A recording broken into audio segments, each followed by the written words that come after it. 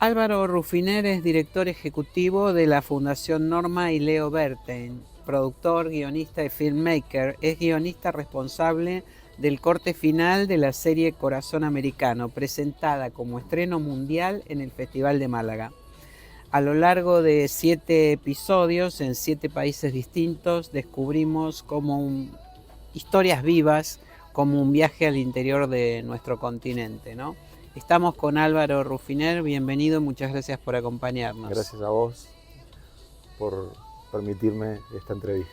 Bueno, ¿cómo fue este proyecto? ¿Cómo surgió? ¿Qué fue lo que te motivó a encarar esta serie? Bueno, la fundación existe desde hace mucho tiempo, pero hace 3 años hubo un cambio porque muchas empresas del grupo pasaron sus actividades de responsabilidad social empresaria a la fundación. Entonces la fundación de golpe creció, le tocó, el grupo tiene empresas en 7 países, entonces nos tocó mirar eso, ver, entender ese cambio, entender esos lugares, esas diferencias. Entonces surgió una idea que nos parecía integradora, que era crear una serie que mostrara lo mejor de esos países en relación a su gente y también a su territorio. Un vertical, digamos, de la fundación es la educación, otro es la cultura y otro es la sostenibilidad. Entonces surgió la idea de Corazón Americano, que es elegir 7 paisajes patrimonio de la humanidad y filmar a niños que viven a un niño protagonista en cada uno de esos lugares, con una doble mirada, que es la nuestra, que vamos hacia ahí, y le damos una cámara a ese niño. Entonces el corto de la serie, o sea, el capítulo, se construye a partir de esas 2 miradas, la nuestra que llegamos y la del niño que nos cuenta su vida, su recorrido adentro de ese territorio, sus padres, sus abuelos, y de ese mix surge Corazón Americano.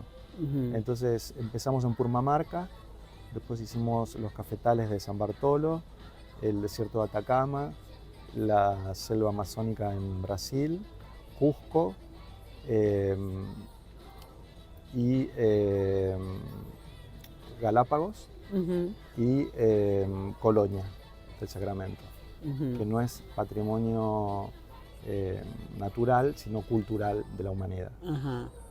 Entonces, a partir de esa primera selección, trabajamos armando equipos mixtos entre nosotros y la gente que vive ahí.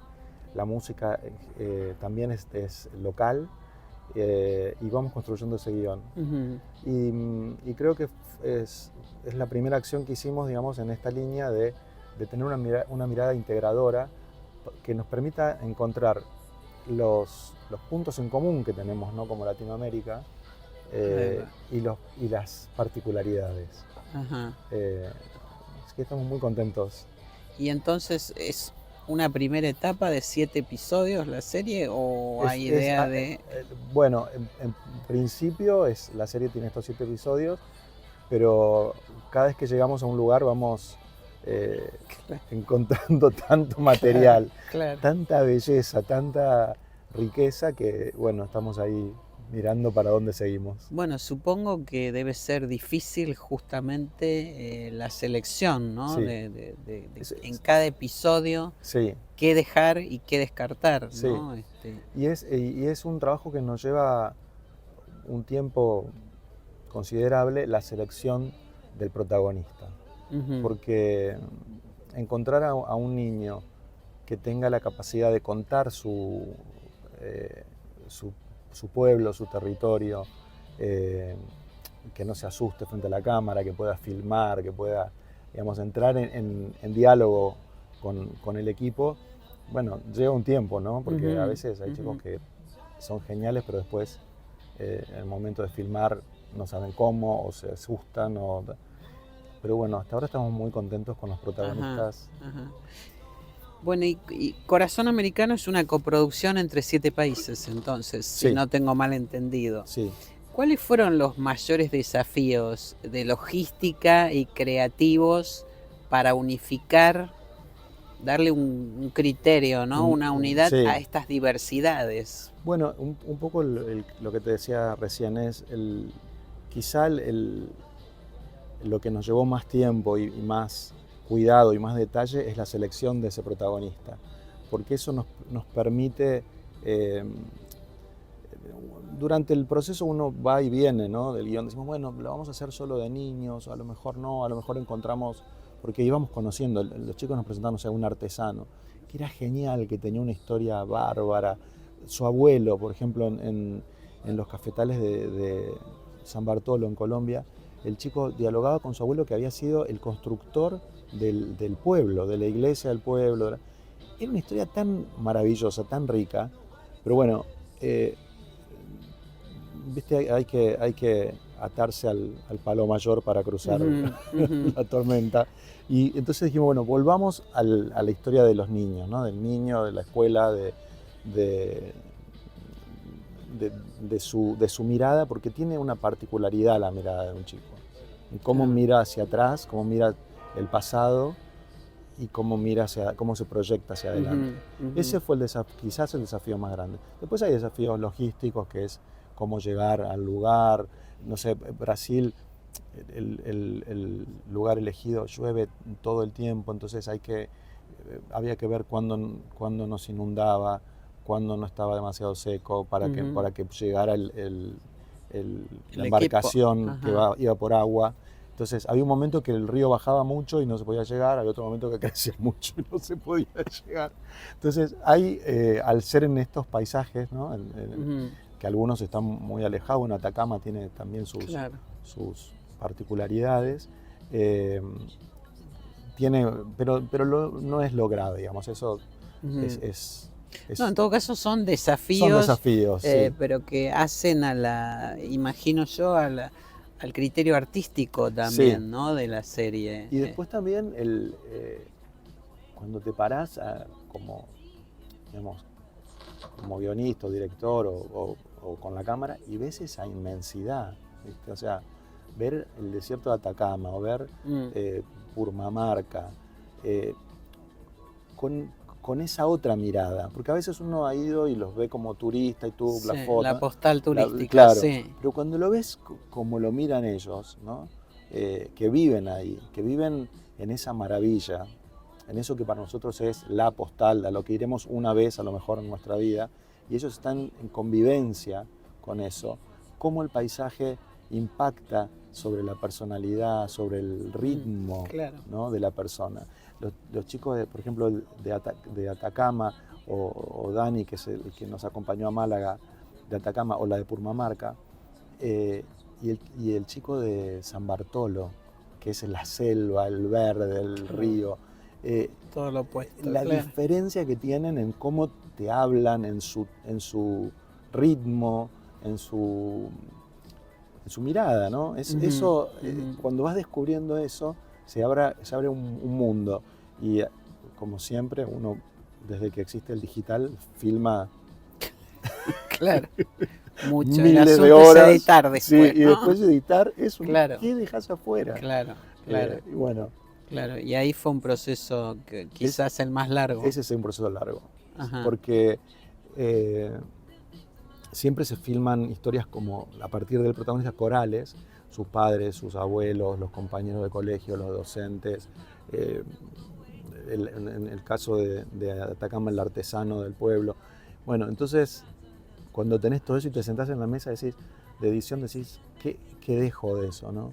El artesano es genial, pero bueno, me compite con el protagonista, bueno, ¿qué parte dejo? ¿Cuál saco? Cada vez que estamos ahí quisiéramos hacer películas de 2 horas. Claro, hacer... Pero no. Bueno, como en las series, ¿no? Sí. Que van surgiendo otros personajes, se hace otra serie con el otro personaje. Sí. Pero no es el caso de Corazón Americano. No. Ahora, Bueno, la serie estuvo en Aniverseries Platino Industria presentamos allí, de Madrid. Presentamos el proyecto de la serie, que gustó mucho. ¿Y ahí qué fue lo que más destacaron? ¿Qué te llamó más la atención de las repercusiones?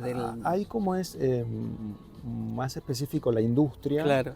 Les gustó mucho esto que habíamos armado, que eran estos equipos mixtos, ¿no? de tener directores y cámaras de los lugares en general, y la edición después sí es nuestra, pero muchas veces el director es del lugar, los músicos, la música que usamos incidental o el leitmotiv es del lugar. Les gustó mucho esa idea de mezclar equipos, ¿no? Porque en general, viste que el cine es como una fábrica que se instala en un tiempo corto en un lugar, y entonces son camiones o cámaras y cosas, pero es como una especie de invasión, ¿no? Y en este caso nosotros, como nos importaba más esa mirada, digamos, íbamos con un equipo muy chico y como muy permeable a ver qué pasaba, a ver qué te daba. Y les gustó mucho esa idea. Digamos, lo que más destacaron era ese proceso de ensamble entre esos dos equipos para lograr un resultado más orgánico, digamos, ¿no? Y te pregunto, ¿cómo se logra esto? Porque también es todo un desafío, ¿no? Yo imagino como un casting de lugares, un casting de niños. Un casting de directores, un casting de camarógrafos. Claro, pero ese acercamiento tan particular que propone la serie no es fácil, no es sencillo de... No sé bien cómo se logra. Sí, que son muchas horas de diálogo, de escuchar, de ir y venir, ¿no? de entender por dónde es el mejor camino. A veces cerramos, a veces tenemos que volver para atrás y volver a empezar. Pero bueno, creo que es que como todo, escuchando, ¿no? Escuchando. Creo que uno llega, siempre uno llega con un prejuicio, no negativo, pero como con una preidea al lugar, este lugar te va a dar esto, acá vamos a hacer tal cosa, acá tenemos el Cerro de los 7 Colores, y acá tenemos... Uno llega con un formateado, porque tiene información. Desprenderse de esa información es lo más difícil. Porque, y poder entender qué te da el otro. Esto que te digo, es gente que convive en esa maravilla, en eso que a nosotros nos asombra. Ellos te dicen, sí, lo veo todos los días, pero sin embargo camino por este monte, claro, viste, subo este cerro, miro el sol sale por ahí, pero sin embargo lo que en un punto, sin ponerme romántico, pero en un punto lo que te emociona es cómo eso ha impactado en esa vida. Esa maravilla impacta ahí, ¿no?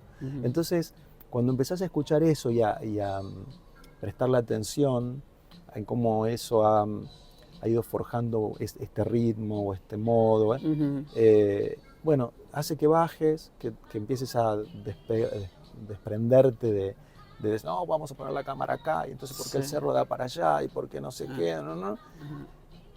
Y empezar a mirar del otro lado. Y en eso ayuda mucho la mirada del chico, que nunca tuvo una cámara en la mano. Claro. Entonces su enfoque de golpe te revela otras cosas, en cómo usa ese lugar, en cómo vive ese lugar, claro, que es bastante diferente al que tiene uno, que generalmente tiene un acercamiento turístico, ¿no? Y la serie escapa totalmente de esa postal turística. Sí. Claro, o por lo menos lo intentamos. A lo humano. Nos dirás vos después, pero, digo, pero intentamos. Supongo que eso debe haber llamado la atención en Aniverseries y también aquí en Málaga. Sí, siempre eso sorprende. Y sorprende mucho lo de los niños. Porque agarrás esto que te digo, no es un chico de la capital federal que tiene su teléfono y está todo el tiempo filmando. Son chicos que tienen otro ritmo, otra realidad. Tienen teléfonos también, digo, eso ha llegado a todos lados. pero tienen otra relación con la mirada del lugar. Eso sorprende. Y creo que ese es porque de esa idea en algún momento salimos y volvimos, pero creo que el gran... Del trabajo con niños, sí, decís. Sí. Ajá. Pero creo, en algún momento, al inicio, ¿viste? Porque esto que te decía, de golpe aparecía, no sé, una tejedora, que era genial, que te decía, qué bueno, pero volvimos a atarnos a ese mástil que es la mirada del niño, que tiene una particularidad. Y estuvo bueno.